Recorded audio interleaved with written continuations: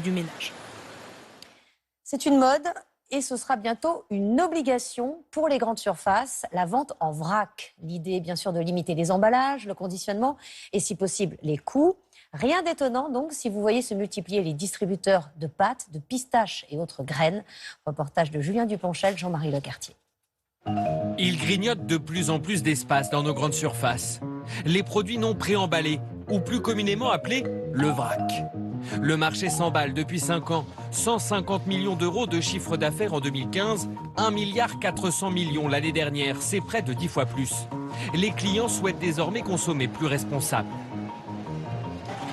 J'aime bien comme ça, au moins je peux avoir juste la bonne quantité. Je pensais que c'était que ça prenait l'air, etc. Pas du tout. Maintenant, on met tout dans des bocaux quand on rentre, donc il n'y a plus d'emballage à jeter en rentrant à la maison.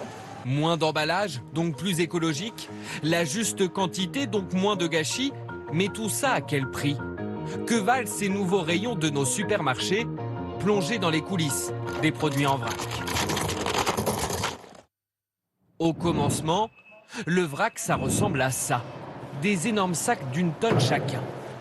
Bienvenue dans la réserve de l'un des plus gros acteurs du marché en France.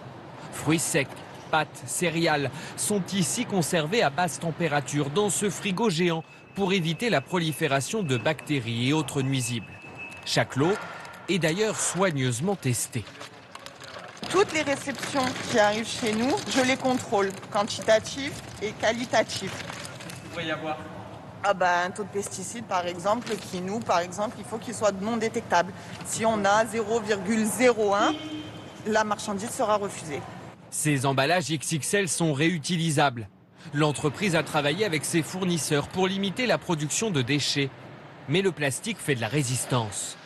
20% des matières premières qui arrivent ici sont encore préemballées, comme ce lot. Là, on a une noix de cajou qui arrive du Vietnam. Et aujourd'hui, malgré la sensibilisation qu'on fait en amont auprès de nos producteurs, on a toujours un petit pourcentage de plus en plus faible de produits qui arrivent encore emballés. Une fois débarrassée du plastique, la marchandise est torréfiée comme ces noisettes ou enrobée de sucre selon les besoins des recettes. Mais pour les transporter, pas le choix, il faut de nouveau les emballer dans ces sacs de 2,5 kg. Cette fois-ci, pas de plastique, mais un mélange de plantes qui rend le sachet entièrement compostable. Aucun déchet polluant en sortie de ligne et pour le transport vers les magasins, là aussi, l'impact écologique est plus faible. Contrairement aux produits préemballés, le vrac va parcourir beaucoup moins de kilomètres. Ici, on a des sachets vrac qui vont partir directement dans les magasins. Et de ce côté, on a des sachets, eux, en petit format qui vont partir dans des entrepôts qui eux-mêmes vont être relivrés dans des magasins. Des produits avec très peu d'emballage, qui coûtent pourtant plus cher à la caisse. Dans ce supermarché, la responsable du rayon vrac, c'est Margot Lemichel. Mais contrairement aux apparences, elle n'est pas salariée du magasin, mais de la marque. Il y a plus de rigueur quand même, niveau propreté, niveau hygiène. Le magasin a délégué la gestion du rayon, car il est beaucoup plus compliqué à réapprovisionner. Pour changer le rayon entier, vous mettez combien de temps? 1 heure et demie. Parce qu'après, il y a le nettoyage, et voilà. Nettoyage, coller les étiquettes, jeter les cartons, jeter les sachets, enfin voilà. Et ces effectifs supplémentaires, sur la balance, ça peut peser lourd sur le prix. Des pâtes au blé complet bio valent en vrac 2,95 € le kilo, quand l'équivalent préemballé vaut 2,58 €. C'est 15% de plus.